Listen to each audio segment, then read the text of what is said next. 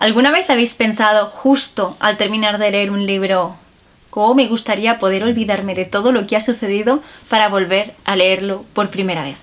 A mí sí, y no una sola vez, la verdad. ¿Y qué queréis que os diga? Hay varios libros que mataría por volver a leer por primera vez. Hoy voy a hablaros de ellos. Muy buenas a todos y bienvenidos una vez más a mi canal. Yo soy Chelo y esto es Moonlight Books, y en el vídeo de hoy voy a hablaros de 5 libros por los que mataría por poder volver a leer por primera vez.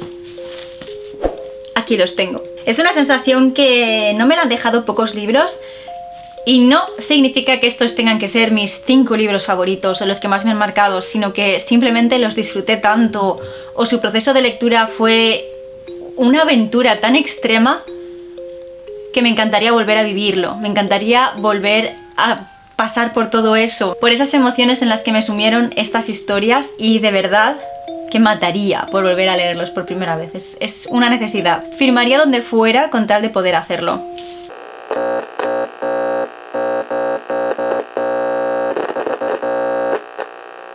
Bueno, el primer libro del que vengo a hablaros sí que está en mi top 3 de libros favoritos, y no puede ser otro que El retrato de Dorian Gray, de Oscar Wilde, que es un libro que tengo intención de releer muy pronto, además en esta versión sin censura de Reino de Cordelia, porque yo todas las veces que lo he leído ha sido en la versión censurada y no fue hasta hace poco que me percaté de la existencia de este libro. Tal y como os he dicho, es uno de mis libros favoritos y es uno de los libros que más me ha marcado, y yo recuerdo la historia, obviamente la he leído como 5 veces, pero recuerdo con muchísimo cariño y con una intensidad muy especial todo lo que sentí cuando lo leí por primera vez. Es una historia que a mí me marcó, me fascinó realmente, y yo no sé qué tiene, pero es como que resuena conmigo muy bien.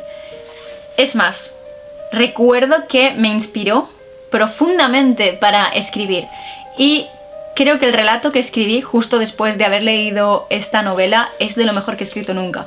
Entonces imagino que entenderéis el cariño especial que le tengo. O sea, esta novela me influyó, esta novela me tocó el alma y me inspiró de una forma que no me había inspirado nada antes. Pagaría por borrarla de mi mente y por volver a leerla por primera vez. En El retrato de Dorian Gray seguimos a nuestro protagonista, que es Dorian Gray, que es un chico muy hermoso que acaba de llegar a la ciudad y a quien está pintando el pintor Basil. En el estudio de Basil conoce a Lord Henry, y estos dos personajes lo influencian hasta el punto en el que, sin saber exactamente cómo, acaba vendiendo su alma al diablo a cambio de eterna juventud y belleza. Y a partir de ahí veremos las consecuencias que este pacto puede acarrear sobre el alma del joven. Es una maravilla, está escrito de una forma exquisita y tiene unas escenas impresionantes, pero es que además tiene un trasfondo tan interesante de la sociedad de la época y de la vida del propio Wilde que a mí me parece una joya. Si no lo habéis leído, os recomiendo de verdad que lo hagáis, porque es que no tiene desperdicio.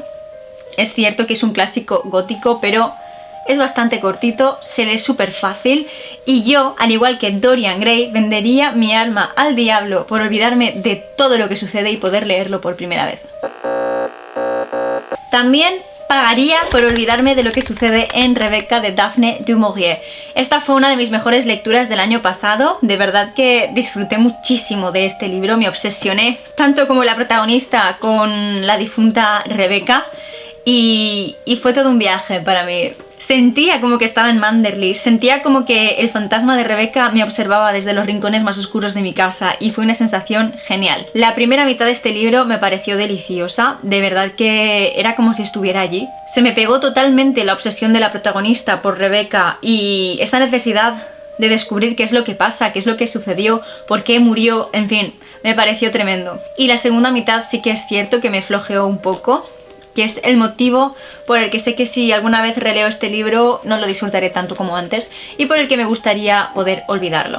En la segunda mitad tenemos una historia un poco más policíaca, en la que se destapan todos los oscuros secretos de Maxime de Winter y de su mansión en Manderley, pero aún así yo creo que vale muchísimo la pena, me gustó, en fin, hasta el punto de estar en mi lista de mejores lecturas de 2021. Si no la habéis leído, una vez más os la recomiendo, yo creo que os va a gustar muchísimo. Es un poco más largo, pero es de esas lecturas adictivas que no puedes dejar de leer porque no sabes qué es lo que va a pasar, y porque es súper interesante, y porque yo no sé cómo lo hizo Daphne para hacer que nos identificáramos tanto con nuestra pobre protagonista y que nos obsesionáramos tanto como ella con Rebeca. Es una maravilla. En esta novela tenemos a una joven chica que es una dama de compañía, y en unas vacaciones en las que está con su jefa conoce al viudo Maxime de Winter, de quien se enamora perdidamente, y en muy poco tiempo se casan y ella se muda con él a su mansión en Manderley. Pero allí empieza a saber de la antigua esposa, la difunta Rebeca, y no hace más que compararse con ella y sentir que todo el mundo la compara, y en definitiva se siente constantemente bajo la sombra de su fantasma. En esta curiosa situación y en esta enorme mansión, ella intentará averiguar todo lo posible sobre Rebeca y acabará destapando todos los oscuros secretos que se esconden en la mansión. Es una maravilla, es una novela trepidante y a mí me gustó muchísimo. Os la recomiendo al 100%. Este año he leído un par de libros muy buenos y no solamente es uno el que me gustaría olvidarme y leerlo desde el principio, pero bueno, vamos a empezar por Nuestra parte de noche de Mariana Enríquez. Este libro me pareció una auténtica salvajada. De hecho, conforme terminé de leerlo, yo estaba convencida al 100% de que iba a ser mi mejor lectura del año y me equivoqué, pero de eso hablaremos más adelante. La cuestión es que realmente me gustó muchísimo. Podéis verlo por la cantidad de posits que lleva puestos este libro. Es una maravilla y leer este libro realmente fue como un viaje para mí. Sentí que viajaba en el tiempo y sentí que viajaba en el espacio, que estaba realmente allí, en aquella Argentina del momento, en los distintos lugares, y me pareció tan evocador que es una auténtica delicia. En este caso sí que es cierto que creo que no es una novela para todo el mundo, como puede ser El retrato de Dorian Gray o Rebeca, que son novelas más universales, por así decirlo, más de gustos generales. Yo creo que cualquiera puede disfrutar de esas dos novelas. En este caso, si bien es cierto, la prosa de Mariana Enríquez es bastante más compleja, al menos en esta novela, y tiene algunos saltos temporales y espaciales no lineales que pueden hacer que la lectura sea un poco confusa. Aún así, de verdad que os digo que es una maravilla. La cuestión es que en esta novela ella nos mezcla realidad histórica con ficción y con terror, pero lo hace de una manera que al final consigue hacer que nos preguntemos si no será que todo esto que ella nos está contando y que parece que son invenciones suyas, a lo mejor es real. Es que está tan bien escrito, es que está tan bien redactado y tan bien construido que es imposible dudar de si Mariana Enríquez sabe algo que nosotros no. Es una auténtica maravilla. Es un libro más largo, sí, y también es más complejo de leer. Además, todo este bagaje histórico que tiene hace que sea una novela dura por esos tiempos tan oscuros que tuvieron que vivir en Argentina. Pero de verdad que vale muchísimo la pena. Es una novela que mezcla magia y realidad, de forma que, a pesar de que todo lo que sucede en la parte mágica, por así decirlo, es bastante aterrador, lo que sucede en la parte real lo es todavía más. Os aseguro que no os va a dejar indiferentes si os atrevéis a leerlo, pero también es cierto que creo que es un libro que muy polarizado, que puedes amarlo o puedes odiarlo. Yo desde luego que lo amé. Cuenta la historia de un padre y su hijo. El padre se llama Juan. Perdón. El padre se llama Juan y es medium en una especie de sociedad secreta, culto secreto a la oscuridad. Y todo el mundo está expectante a ver si su hijo ha desarrollado los mismos poderes que el padre, y el padre lo que quiere hacer es ocultarlos por todos los medios para que lo dejen en paz, los tenga o no, y pueda vivir una vida normal. Y eso es lo que nos cuenta esta historia al principio, esta historia de este padre y su hijo, la historia de esta secta y de cómo Juan intenta proteger a su hijo de ella, y también la historia de la Argentina del momento. Así que es una historia muy compleja, muy completa también, y vale muchísimo la pena. Yo os la recomiendo. No he leído los relatos de Mariana Enríquez todavía, espero poder hacerlo pronto, o en su defecto poder escucharlos en Podimo, porque los tienen por ahí. También está la novela, así que si queréis escucharla en Podimo tenéis 60 días de prueba gratis, y os dejaré el enlace aquí abajo en la cajita de descripción para que podáis activarlos. Ahora voy a pasar al cuarto libro, y en este caso ya no es tanto por la historia, sino por la experiencia de lectura que supuso para mí. Casa de hojas, de Marceta Danielewski. Si Nuestra parte de noche fue un viaje, esto fue una experiencia, y una experiencia muy extrema. Es un libro que tiene una maquetación bastante peculiar, por así decirlo. Como podéis ver, hay páginas normales, hay páginas tachadas, hay páginas con ilustraciones, hay páginas escritas del revés, en diagonal, en espiral. Es una locura. Pero es que todo esto, esta maquetación del libro, tiene su sentido, no está puesto así para confundirnos. Y es que consigue hacernos sentir como si fuéramos un personaje más que está dentro de esta casa y que estamos perdidos en sus pasillos oscuros y estamos cayendo sin remedio en la espiral. Es una auténtica obra de arte, un galimatías, aunque también tenemos que reconocer que es una novela muy pretenciosa y muy difícil de encontrar, por desgracia, porque está descatalogada. Os he hablado mucho de ella últimamente, pero es que la leí el año pasado y tengo ganas de volver a leerla, pero la tengo tan reciente que no sabéis cuánto me gustaría poder olvidarme de ella y aventurarme de nuevo entre sus páginas. En este caso tenemos una historia en forma de matrioska, son 3 historias, una dentro de la otra. La principal es la interior, la capa más pequeña de la matrioska, que cuenta la vida del fotoperiodista Will Navidson, que se muda a una nueva casa con su familia, pero como es un adicto al trabajo decide montar un documental allí de su vida, grabándolo y entrevistando y demás. Lo que pasa es que en esta casa pronto encuentran una curiosa peculiaridad física, y es que sus dimensiones interiores son más grandes que las exteriores. Y además aparece una curiosa puerta en mitad del salón que lleva a un pasillo oscuro, aparentemente infinito.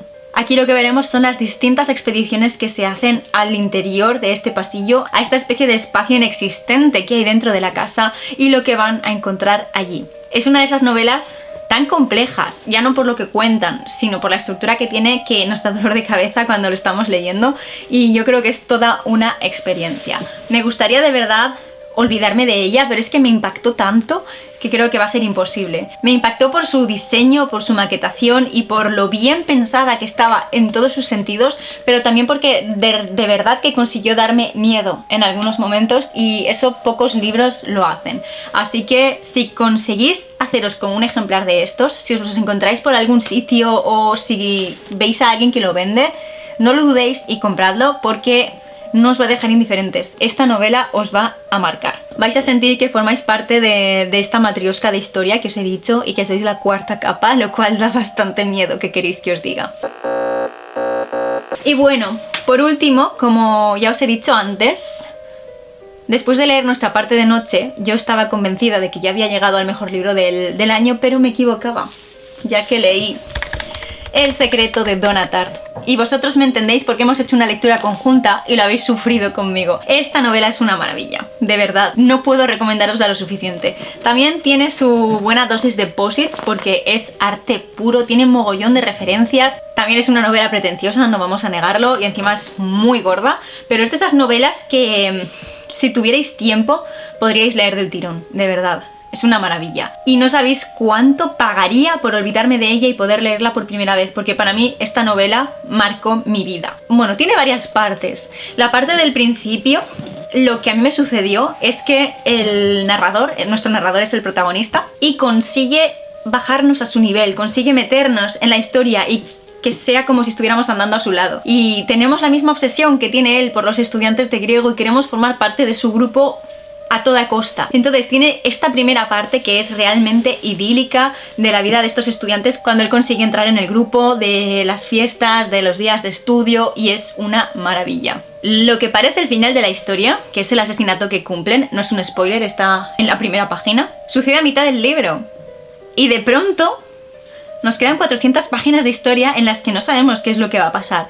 Y vemos cómo poco a poco se van autodestruyendo estos personajes, como las dudas hacen mellas en el grupo y empiezan a desconfiar, hasta llegar a un final que a mí me rompió en 1000 pedazos, y ahora que lo estoy recordando me están entrando ganas de llorar. Cuando llegué a cierto punto, hacia el final de la historia, estaba yo tranquilamente sentada en el sofá leyendo con John y me puse a gritar. Me puse a gritar desesperada y desconsolada porque no me estaba creyendo lo que pasaba. Me rompió en 1000 pedazos y todavía sigo rota. Y esa sensación de haberte metido tanto en una historia, de haber formado parte de ella, porque yo realmente sentí que era una más, que era otra estudiante en esta magnífica clase de griego. Y de pronto, en fin, no lo sé, te sientes arrastrado con ellos a todos los sentimientos que los gobiernan.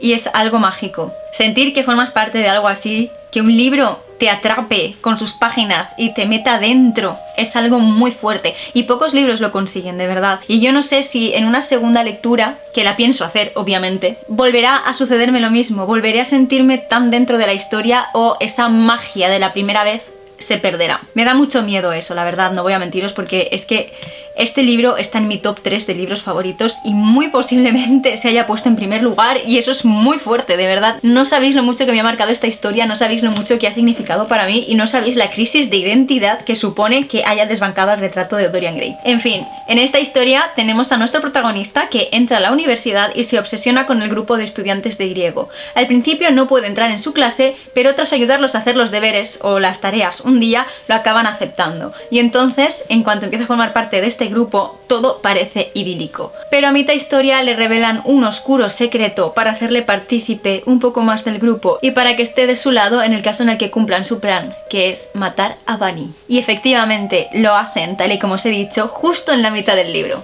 Y en la segunda mitad los veremos descender lentamente en el pozo de la desesperación hasta un final trágico. Trágico, esa es la palabra, exactamente, porque son estudiantes de griego clásico, todas las influencias de esta época, de estos autores, están aquí. Y la propia historia replica ese tipo de epopeyas griegas, no vamos a mentir. Es una maravilla, vemos muchísimas similitudes con Aquiles, con Patroclo, con las filosofías de Sócrates o Platón. En fin, es una novela que tiene muchas capas. Es una novela que la primera vez que la leáis la vais a devorar, porque necesitáis seguir leyendo, sois parte de este grupo y tenéis que seguir la dinámica, tenéis que saber qué va a pasar.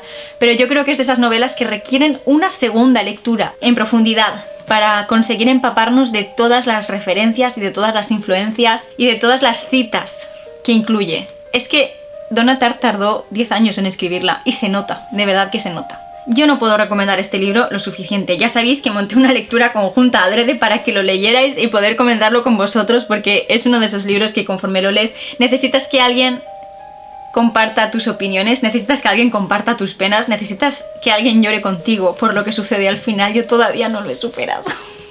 Si os veis con los ánimos para leer una novela de 800 páginas, apuntadla de mi parte. Es mi recomendación extrema. Me gustaría que todo el mundo leyera este libro. Y bueno, hasta aquí llega el vídeo de hoy. Estos son los 5 libros que pagaría y mataría y vendería mi alma por poder leer por primera vez. Decidme en los comentarios cuál es ese libro que a vosotros os gustaría leer por primera vez, con la mente totalmente en blanco y volver a experimentar al 100% la experiencia de lectura. A mí ya solo me queda recordaros que os suscribáis a mi canal si os gusta el contenido que estoy subiendo y que le deis a la campanita de notificaciones para que os avise cada vez que suba nuevos vídeos.